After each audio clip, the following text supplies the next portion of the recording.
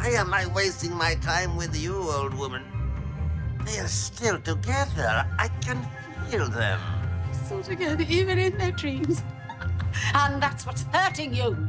To be scared, he needs to be alone. And he will be alone. Forever. Rude. Hello, little girl. What's your name? I'm Katie, and you were rubbish. What? I am ship. Eve's spaceship. Yes. My primary function is to keep Eve safe. So why does he let Harry take her? Harry keeps her safe. I need to reboot after the crash. Playtime keeps her occupied. And how are you now? I am at 87%. She must stop playing. She'll die. You coming, Lance? Yeah, come in. See you on Monday. Tomorrow. What? Today's Thursday, I'll see you tomorrow. Fuck. You're a twat. Don't change. This is Mr. Chandra. He's my head teacher. Oh, all right, mate. Clyde hasn't stopped raving about you and your school. He loves it there. Does he? I'm joking. I'm sorry, Dr. Jones. No vacancies in Cardiff just yet. It's okay. I reckon you're... I was going to say fine, but you're a hell of a lot more than that. Thank you. For everything.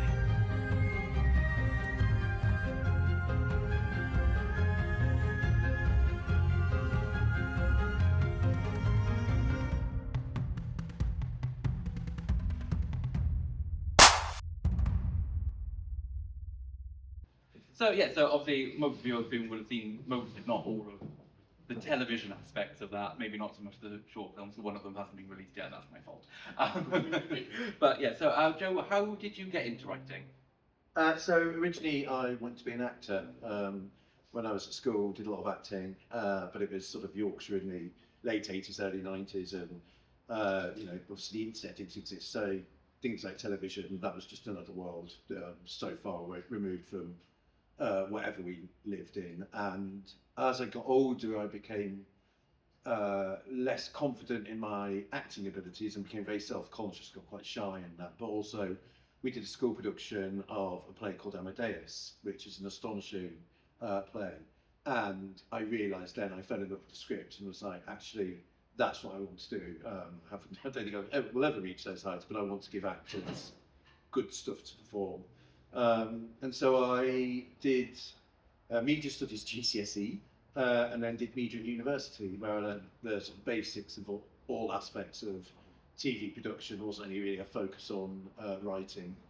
And then left university and worked in telesales, and there's this company called, I don't know what people's backgrounds are, but there's a company called Big Finish Productions who do audio plays based on Doctor Who.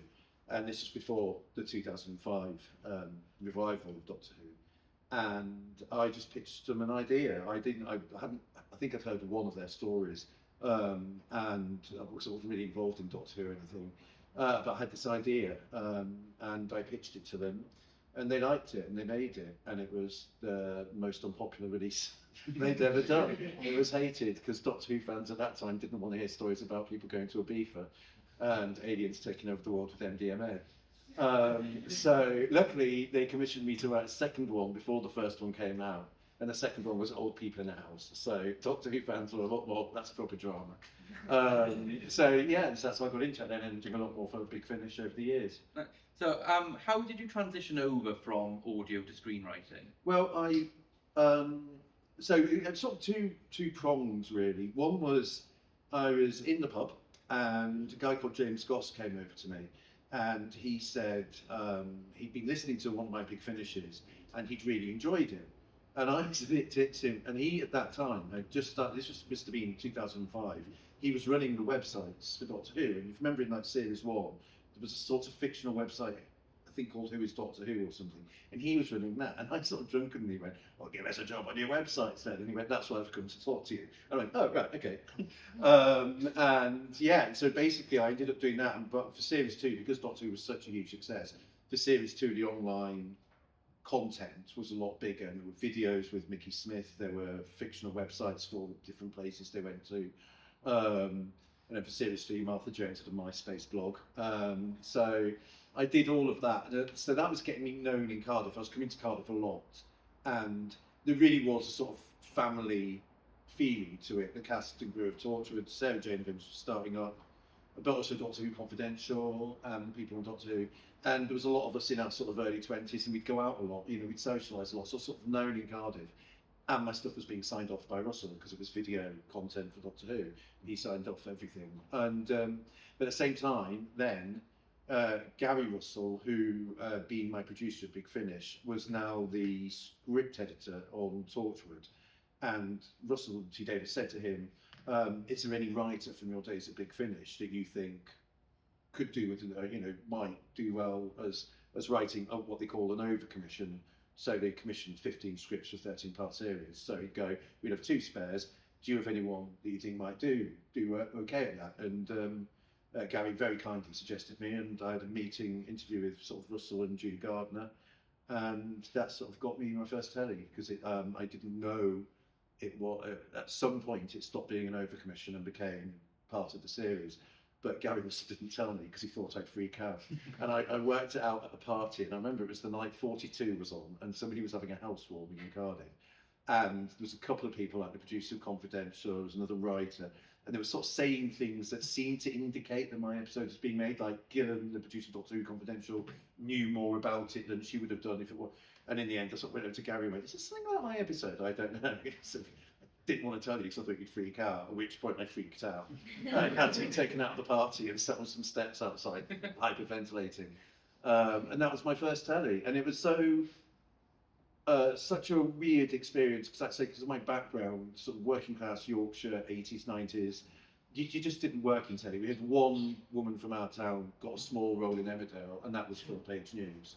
Because it was just, the internet has changed. Everybody now, you know, can access everything, and so has the knowledge about everything, which we didn't in those days. So yeah, so that was it. From a writing point of view, how different was writing a visual script to audio?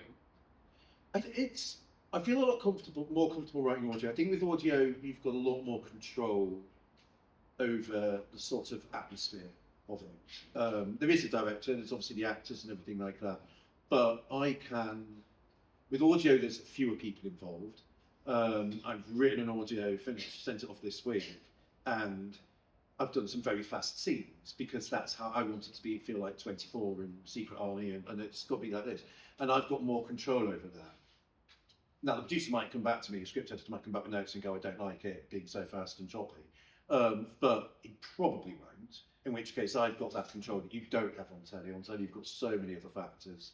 And then telly, yeah, it's the sheer number of people involved in TV. I mean, the first time with Tortured and the Sarah Jane Adventures, what we'd have would be, you'd have all the meetings, and then by the time you were on draft 7, 8, whatever it was, you'd have the tone meeting, which is when they'd have the heads of all the departments, room very much like this, they'd have the heads of all the departments, and it would be tables going all the way around the room, and people sat there, and people sat behind them, and they'd go around and introduce themselves and go, and I'm the head of the BBC, and I'm the head of BBC marketing, and all this, and I'm this, and I'm that.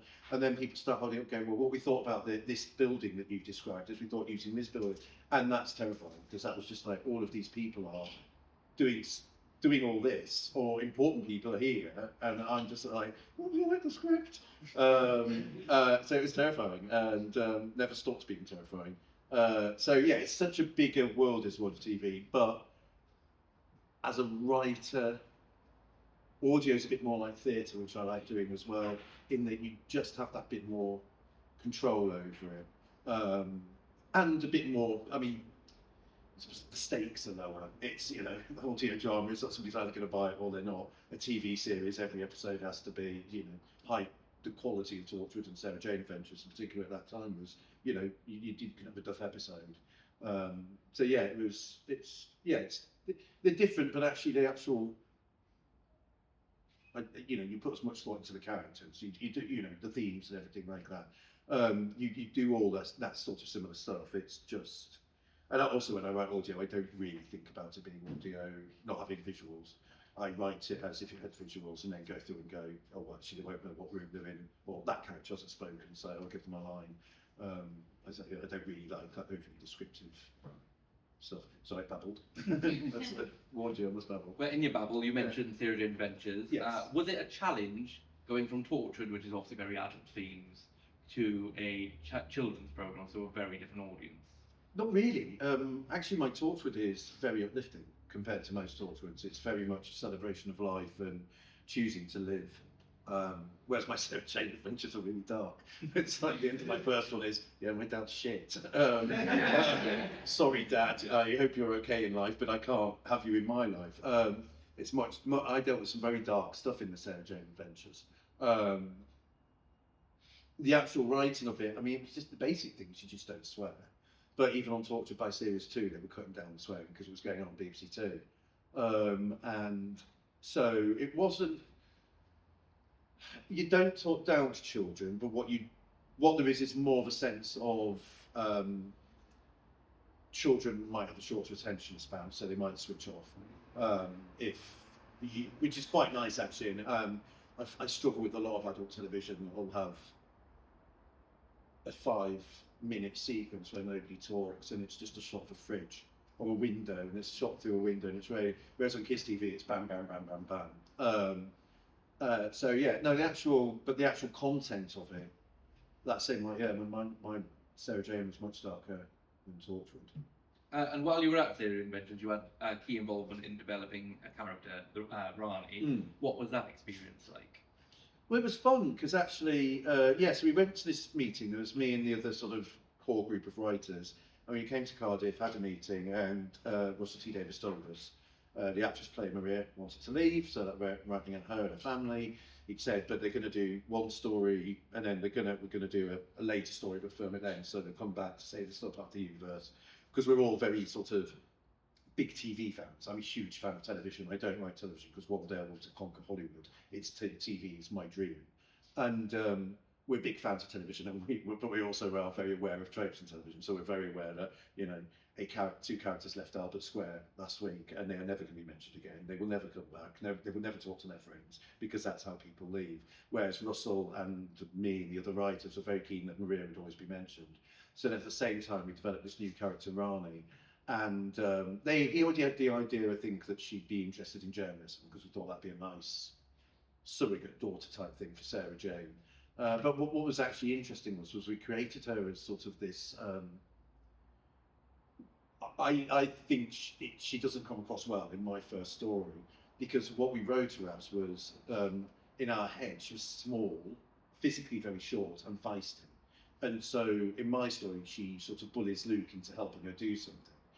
And if she's small and feisty, that's fun. But actually, Angela is really quite tall and willowy and beautiful. So I think we then adapted Rani once we saw what Angela was doing. So for the next series, what we saw was Angela has is a great sort of northern style and sense of humour. So Rani sort of becomes a lot funnier in her second series because we all went, oh, she's so good. You know, we can give her really good stuff to do. So yeah, it was interesting. It was a very interesting thing to see how a character can change as it develops. So you mentioned that a lot of your Sarah Jane, well, all of your Sarah Janes are a bit darker, and especially your final Sarah Jane Adventure story, The Nightmare Man, is often viewed as a fan favourite and is quite different in tone to a lot of the show as a whole. Was it a challenge to create a dark and scary story that was also age appropriate? Well, The Nightmare Man was such a horrible experience to write. Basically, do it quickly, it's the actor Tommy who played Luke wanted to leave, so had to write him out quickly. Obviously, unlike Maria, he was Sarah Jane's son, so so he had to do that soap opera thing, that leaving a show thing, okay, I'm going into university even though I'm only 15 and never once mentioned doing A-levels or anything like that. But we kind of got away with it, and actually what he ended up doing was doing it as a pre-title, so it was very funny, and just went, bam, he's leaving at the end of the story. But the original plan for the story was that it would be set at the university that he went to, which was Oxford. It was going to be Oxford University. I went to university in Carlisle, and it was all prefab buildings and everything like that. It did not look like Harry Potter. So I really struggled with that aspect because I was like, I just don't, obviously that world exists, but I don't believe in it because I can't imagine it. going to this sort of castle university, and we had just so many issues with it. And the problem was that Sarah Jane, Clyde, and Rani, they took into university, and then they had to stay in a B&B just outside Oxford because they needed to be able to join in the story, but also Luke needed to prove his own independence and everything like that.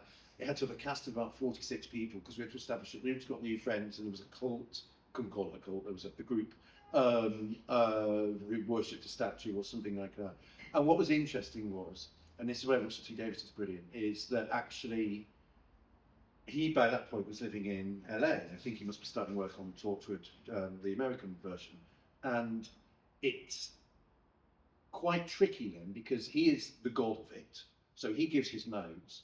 Now, if he's in a room with you and you go, yeah, but he'll listen and engage. If he's not in the room, you're getting given these notes as fact. And I remember we had this meeting, one session, and it was in a bar, not bar, it was a club in Soho for some reason. Really bizarrely, I don't know why. And I left, and I really was just like, I hate this because people aren't, although everybody was very talented, the law comes from Russell. I'm not dealing with Russell, I'm dealing with people in between who are, well, let's try and fix it, let's try and do that. And it was really awful. And Russell had said before he went to America, if you have any problems in your career, give me a shout. So I dropped him an email and said to him, look, I said, have you ever got close to quitting a show? Because this is still, I mean, I wouldn't quit a show now, you know. It's like, I'm doing this thing and I'm hating it, and I think I will to quit because I don't think I'm doing good work, and I don't think people are engaging with why I don't think I'm doing good work. And Russell went, well, what's the show? And I went, well, actually, it's the Sarah Jane Adventures. And he went, let me call you. So he called me from LA, that's it. And we literally had a 2-minute phone call, and then I just went, I said, it just feels like we shouldn't be at the university, Luke should leave. And Russell went, oh my God, yes, it needs to be like EastEnders. Luke, we'll give him a car, we'll find a car for him. Luke drives off at the end and goes off to a new life. And so instantly it became, right, so it's got to be about Luke finding the confidence to go off and do that. So then it became very easy, I just, in my head, was like the Nightmare Man. And actually it was interesting, the two bits I do remember very much were, firstly, that Russell insisted, so in episode 2, Mr. Smith, the computer in the wall, Sarah Jane goes, who is this Nightmare Man? And Mr. Smith goes, oh yeah, it's a bling blong from the planet X, and it's never mentioned again. But that was because you couldn't do ghosts. It had to be a sci-fi explanation, but nobody was interested in sci-fi explanation. It was like, no, he's a devil, he's a ghost, he's a monster. We just have to throw in a line. I couldn't tell you where he's from at all. And the other one that was funny was, so a big thing I had was that Luke couldn't tell the others about him, because if Luke, the problem you've often got with Sarah Jane and Torchwood and Doctor Who and anything like that, is that actually, in most cases, you could probably switch the plot off really early if people are clever and not stupid. And you don't want stupid characters. It's my biggest hate on television is when a character is stupid. So it was like, well, Luke's got to not be able to tell them. So I went, okay, that's okay. That's even more nightmarish. Luke can't say the words. Luke can't say this. So he's suffering in silence, and it's really grim and it's horrible, putting this poor boy through stuff. And, you know, we had to be very careful it didn't in any way come across as abuse, that he couldn't talk about it. And I was coming up with, like, for me, the worst nightmare sequence is when he overhears Sarah Jane, quite early on, he overhears Sarah Jane saying she's glad he's going. Because I just thought that's the worst thing, you know, you could ever hear your mum say about it. And the one thing they had was this person working on the show, and they were insistent that Luke shouldn't tell the others about the Nightmare Man because he was embarrassed. And I went, but Luke's not stupid. Luke knows that if something's talking to him in his nightmares, he's been through 3 years of stuff with these people. Also, they're his best friends and they're his family. He would no, I don't think. And he just got called back to Cardiff for this emergency meeting. That didn't solve anything. And in the end, I just turned around and they went, but I just don't understand how the Nightmare Man can do this. And I was like, well, the Nightmare Man is in his head. It's controlling what he can do. But I still don't understand how the Nightmare Man can do it. And I went, well, basically, he's a fictional character that I've created, so he can do whatever I think he can do. And I went, yeah, no, that's fair enough. So yeah, it was very difficult. It was a real tricky balance to get right, because it had to be scary, and that was the thing. There's no point doing it if it's not scary. But we always had a rule, which was scare but don't terrorise or horrify. It was one of those. So it had to be scary, but a kid wouldn't actually have nightmares about it. They would be scared by it, but they wouldn't actually be traumatised. And it's very funny because it's like, for me, it feels like it was like 5 years ago or something. And I'll be chatting to someone, and this writers and actors group that I go to in South London, we used to go to in South London, and this new guy turned up, absolutely beautiful, absolutely gorgeous man. And we're chatting at the bar, and he just goes, I know who you are. I was like, what do you mean? And he went, you scared me when I was a child. And I was like, oh God, I'm so old. Yeah, and he's like, this is sort of nightmare, man. So yeah, clearly worked. But it's an amazing performance. Also, Julian Bleach is, to this day, one of the finest actors I've ever written for. Such an honour to have written for him because I think he's astonishing. So after Theatre Adventure sadly ended, Russell obviously started up Wizards vs. Aliens. Which you worked on, and it was yet another Cardiff production. How did you find writing for a show that wasn't sci-fi, but a sci-fi fantasy hybrid? It's difficult. It was difficult because I don't think the show was the biggest success it could have been. I think the problem was the reason Wizards and Aliens don't go together is because they're two different sets of rules. And what we ended up doing was having all these ridiculous rules that, you know, they could only use their magic 3 times between the sunrise and the sun, or something like that, and all this stuff they didn't make, you know, you had to sort of put into account. And also, I think the problem for me was, again, tying into how when Maria left the Sarah Jane Adventures, we never not mentioned her. She was always being mentioned. She was part of the family. She was a core gang. The problem you had with Wizards vs. Aliens is that actually each week or each story, the aliens would be defeated by a specific thing, where you go, well, then next week what the aliens should do is do that plan again, but do it slightly differently. Whereas instead it's like, what's our new plan this week? Which just was quite hard to write because you were like, again, you don't want characters to be stupid, but they are being stupid if they're not actually learning from their lessons. And actually it started to become a lot more serial as it went on because we started to become actually very invested in writing more for the characters and actually showing much more shades of grey. So one of the aliens actually became human, I think, in the end. When she left, she became human. And we wanted to sort of spice up the relationships a little bit. So yeah, it was hard because you were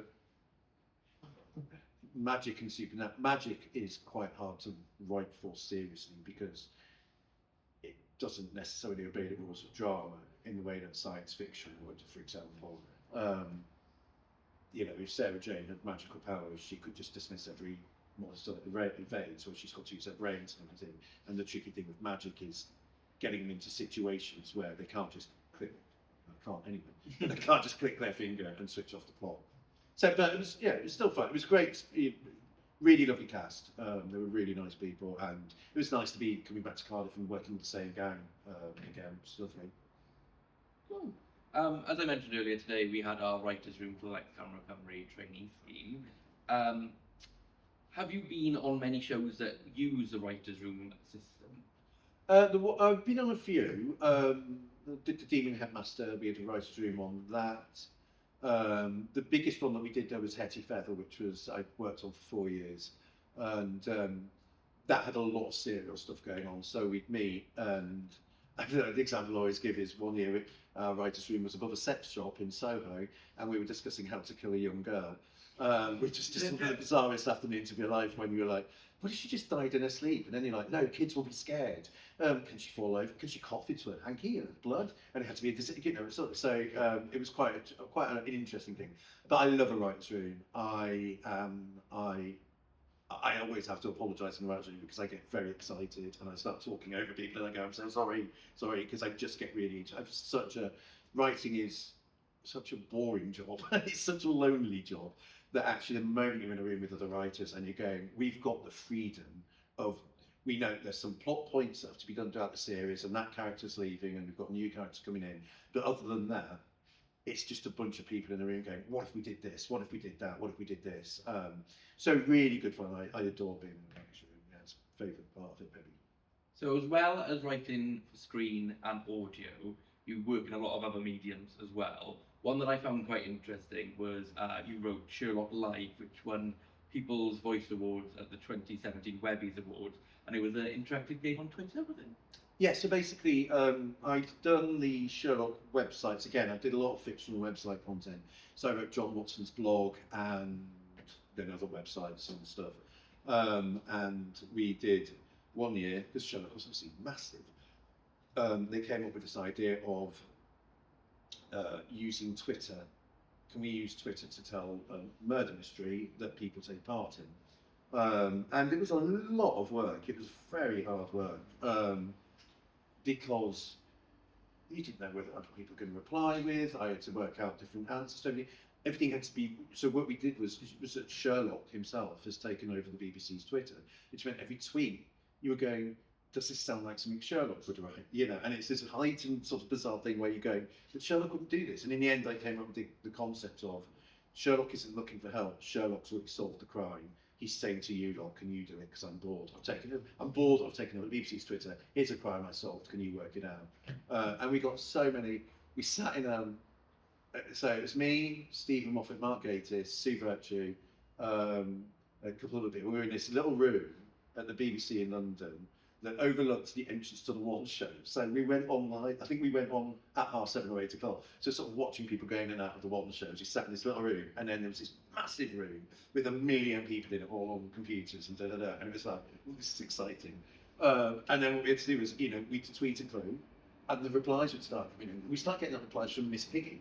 An official Miss Piggy account started replying, and as we're like, right, we retweet that one, didn't it? And it was this huge success. And what was actually bizarre was, because of most of my work on Sherlock, I'm a big murder mystery fan. Agatha Christie's my favourite writer and everything like that. The thing with the Sherlock Twitter thing was it had to be a murder mystery. Now, previously everything I'd done, although I'd done fictional blog posts of extra mysteries that they solved, they tend to be quite short and they tend to be more somebody's gone missing or it's based on an existing Sherlock story. This wasn't.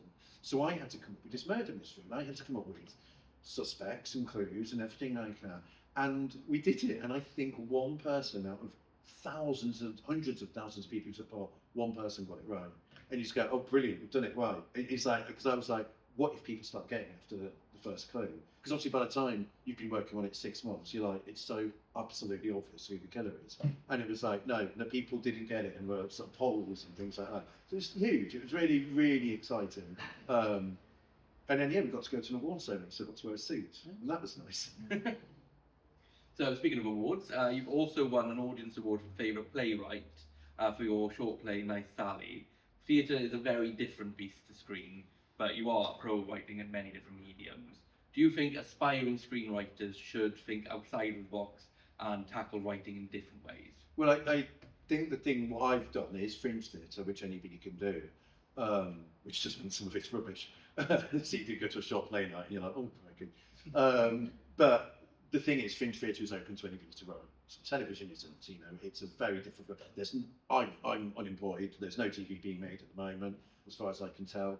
Or certainly no one's letting my agent know. So it's, but fringe theatre, I could literally, there's a web, an email that comes into I go to a blogger, and there's a writer's room, not BBC writer's room, there's another one, a writing blog thing, and it lists all the opportunities. I could write a short play on the train home tonight and send it off to something, and it might get shown next week. So that's the thing about fringe theatre, is it's really worth going for it, I think, for aspiring writers. And I think what you do, and I think it's what people who maybe don't write don't necessarily get, it is actually a skill. It is a job. It's not, the hardest job in the world. You're not going down a mine, but I'm aware of rules that other people who aren't writers won't be aware of. I'm aware of structure without necessarily thinking about it. I'm aware of exploring themes, which again, I don't go in going, I'm going to explore this theme, but actually, somebody pointed out, I recently got a note on this kids' TV show that's not come out yet, where they went, can you stop mentioning food? Your characters mention food a lot, and I was like, I just love food. And then I looked back and went, oh my God, I mention food in everything. But I go, but it's because food for me means home, and it means taste, and so I use food in different ways. Owen can't eat food in Torchwood because he's depressed, or dead, one of the two. Clyde cooks with his mum. because that's what they do together, you know. And I suddenly go, oh God, I do use Three Gods, and that's a theme that I was doing without realising it. And I think you do realise that, and I think Fringe Theatre is really good for. You've got 10 minutes. Just do the best 10 minutes you can. You haven't got time to faff about, and I recommend it to every writer. And you should go to Fringe Theatre. You have to sit through quite a lot of interesting stuff, but you sit through also some amazing stuff, and you can see some fantastic stuff. And like you said, networking earlier on, I don't think I've ever networked in my life, but I have so many friends because of all the Fringe Theatre I've done. So I have so many actors, and then when I was producing an audio range for Big Finish, I was able to get those actors work. People have recommended me to things because we've met during. So one of the first jobs I did after COVID was directed an audio drama in Manchester, which I got because of Fringe Theatre connections and everything like that. So I just think as a skill, it's something every writer should be doing. It's very, and unfortunately it isn't paid, but you know, it's worth it. Also, it's just worth it to see. I was quite odd in that I did a lot of TV first and then did Fringe Theatre, and that was the play that won that award. And you know, I'd always thought TV was the dream, and then you sit there watching, but you're in a packed audience, hearing them react to, hearing them laugh at your jokes, hearing them gasp at the end because it's a surprise sad ending. You know, it's nothing beats that. That is the best feeling as a writer, to be in a live audience, experiencing and going, yeah, I've done good. I'm all right. I can do this. Maybe it's a job. So another type of writing for you. You were recently announced as writing a novel adaptation of one of the recent Doctor Who episodes, The Target Range. Is it challenging adapting someone else's screenplay, but so keeping their story and their voice, but also putting your voice into it too?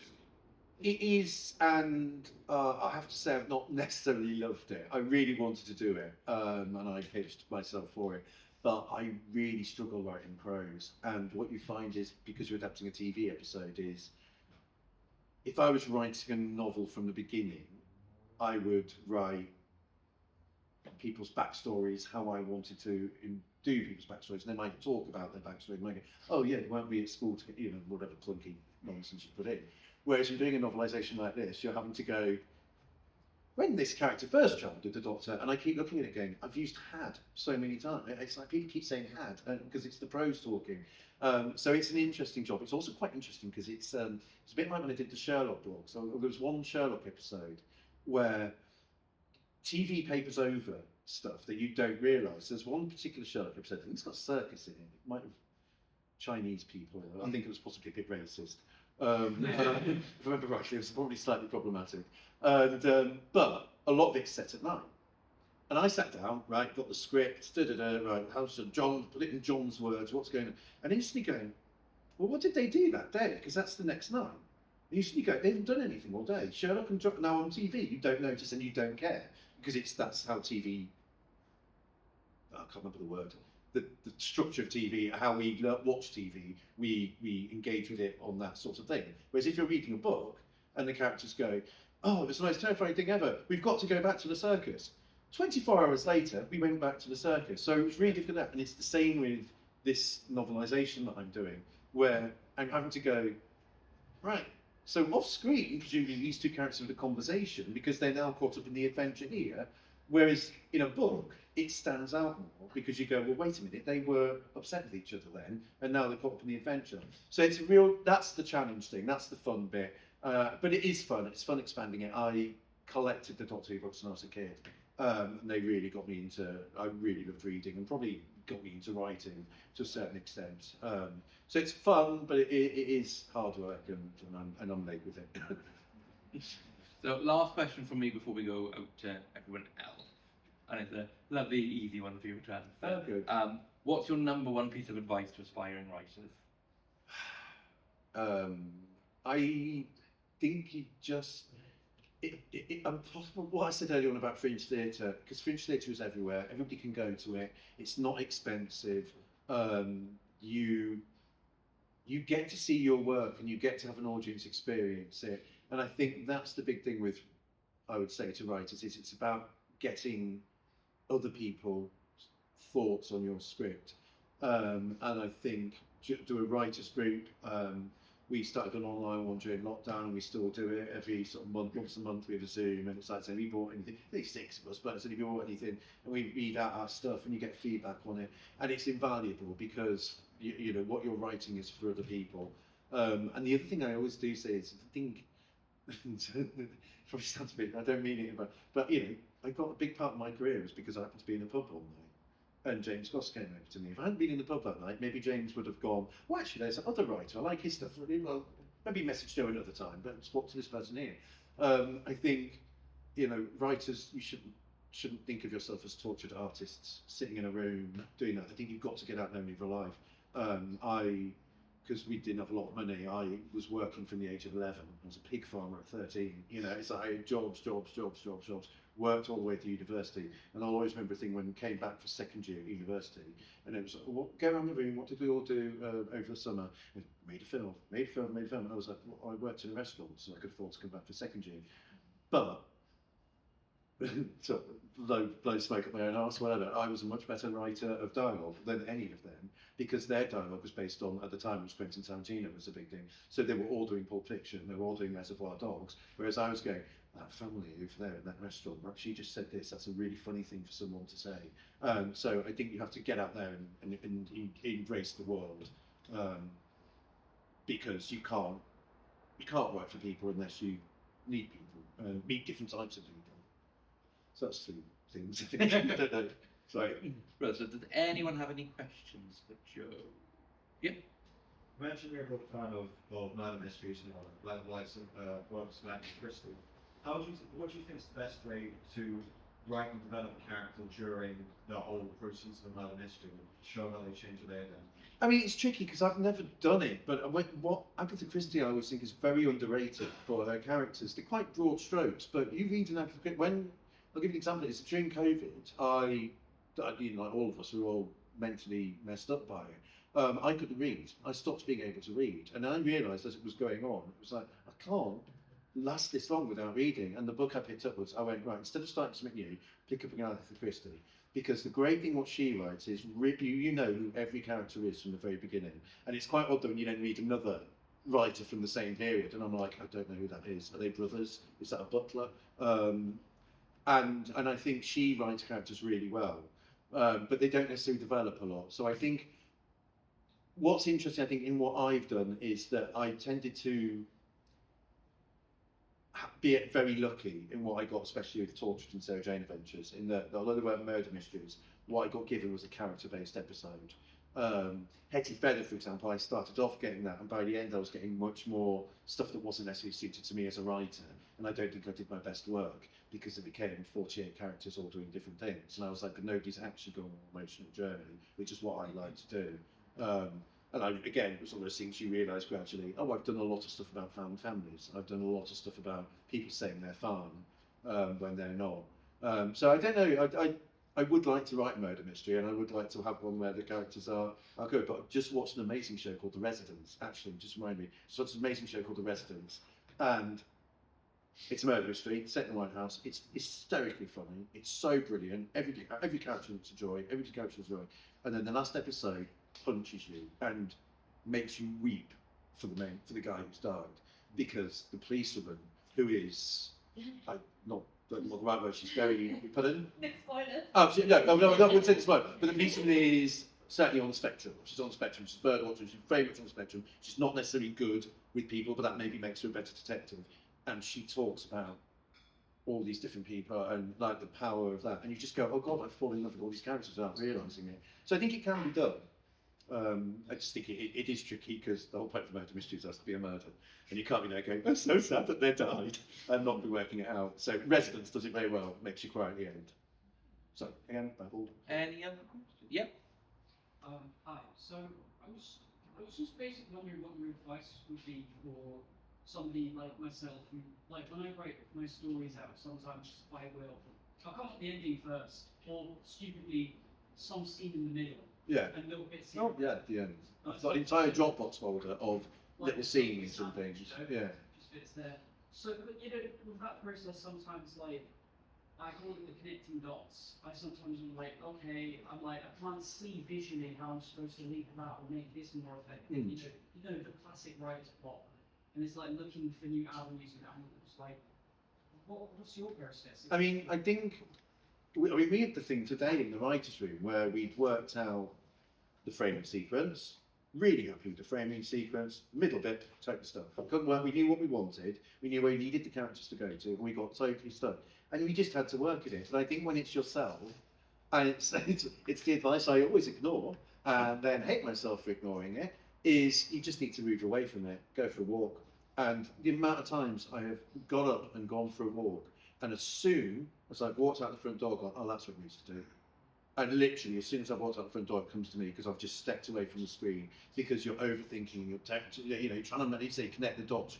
Oh God, how does it all connect? How does it all connect? How does it all connect? It'll never work. It'll never work. I hate myself. And I will do that and spend hours looking at the screen, and then I'll go to work. You need to go for a walk, and I'll go for a walk, get it straight away.